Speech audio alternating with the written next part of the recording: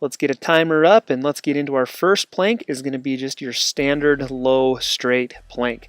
And so to do this, what I want your elbows right below your shoulders, you're up on your toes, and then what we're going to do is we're just going to pop up into a plank. Keep your abs engaged. I'm looking for a straight line. Shoulders, hips, knees, ankles. Shoulders, hips, knees, ankles should be in a straight line. Keep your abs engaged. I don't want your butt too high. I don't want your butt too low. Finally, if you can, try to suck your belly button in while you're holding this straight plank.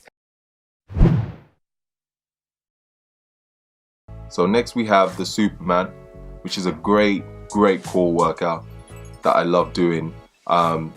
You always know how strong your core is getting is when you can do these easily and comfortably without shaking or without, shaking to one side or the other.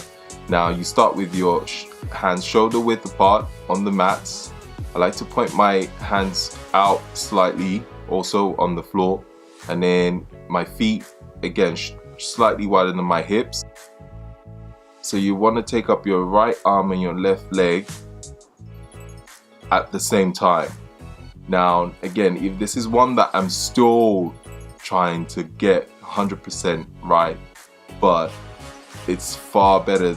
It's such a great test to how strong your core is getting. Again, so try and do these. I try and keep to about 12 reps, alternate each side, or you can stick to one side and you do 6 on one side and then change and do 6 on the other side. If you want to make this harder, someone told me to do this and I thought it was ridiculous, but close your eyes and do them.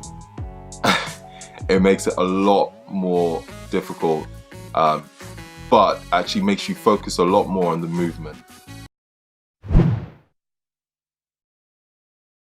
Now moving right along to a rather unique abdominal exercise, the dumbbell jackknives. Now for this exercise, you're not actually holding the dumbbells, you're actually moving your legs around them. Place 2 dumbbells on the floor in front of your feet. You're then going to perform a straight leg jackknife and raise your feet up and over the first dumbbell before repeating the same process over the next. You are hurdling the dumbbells with your legs fully extended and straight, ensuring that your legs and shoulders move simultaneously together. We have the hip dip planks. These are my go-to oblique work. Here you're still doing your plank, you're making sure you're squeezing your abs and you're dipping that hip right to the ground nice and far, squeezing your obliques as you can. These are your rotary muscles of your abdominal trunk, and these will burn. The more you do, I love them. It's definitely my go-to. I like to keep it on my tippy toes and just twist around from there. So legs up, keep those legs straight, touch one side, touch the other side. Keep that core tight, regulate that breathing.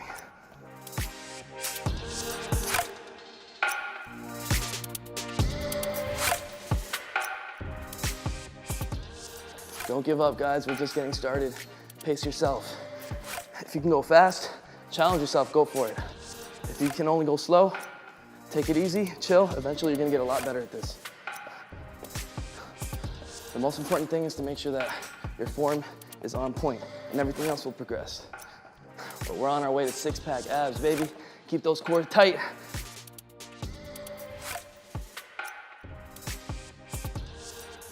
All right. Lie flat on your back with your arms to the side of you, as you can see I just did in this video. Put your legs straight out, but have them hovering over the ground. Do not rest them on the ground. And then bring your knees all the way up past your abs and towards your chest area. And then do this leg lift variation, where I am lifting my legs and toes above the top half of my body. And make sure that you are using your abs. A lot of people with knee raises are actually using their hip flexors way more than their abs. And they do a swinging motion. So do not swing and throw yourself up. Do it slow and controlled, as you can see that I'm doing it in this video. Because if you're not doing it with correct form, you're not gonna get the best benefits for maximizing the muscle growth with your abs. And if you're someone that is a beginner and you can't lift your legs all the way up, like you see me in this video, then you can just do it with the knee raise part and without the leg lifts. Next exercise is the high cable wood chop. This is a classic favorite of mine, and adding that resistance, taking it through a constant range of motion, really keeps maximal contraction on these internal, external obliques, the V-sectional abs that really work by rotating the core. So this is a step up from, I think, the seated medicine ball rotation, where we have a fixed object moving it around the core. This time, again, we're fixed, but we have this constant resistance that's always the same. Basically, we have no sticking point, which means it's a lot more fluid, keeping those muscles engaged. Okay, the outer arm goes on last. Arms bent, got a moderate weight on here. It's not too heavy because really it's my obliques doing the work and nothing else.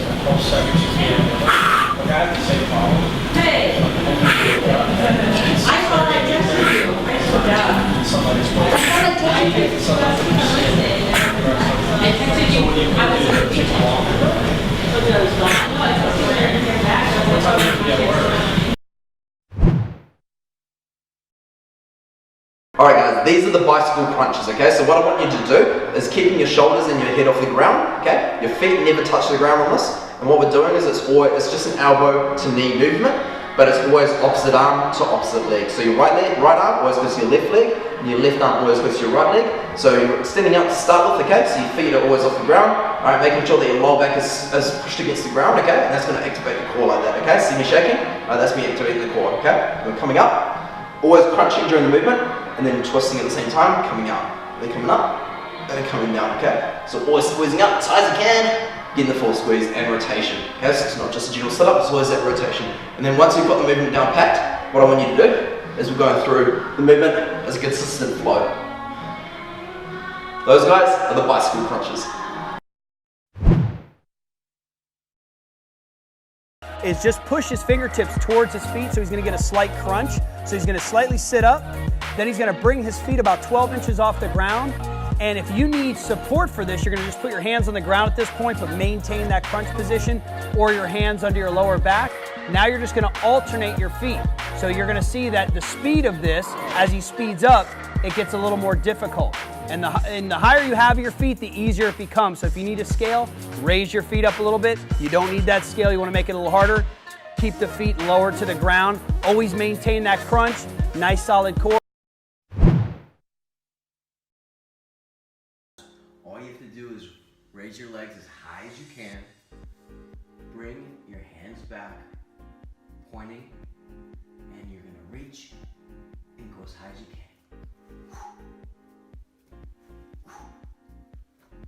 Squeeze the upper and lower abs.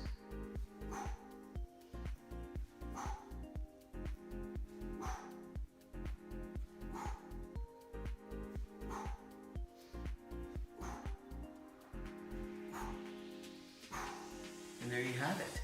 Toe touches. Try this 3 sets of 20 and feel the burn. Keep caliente.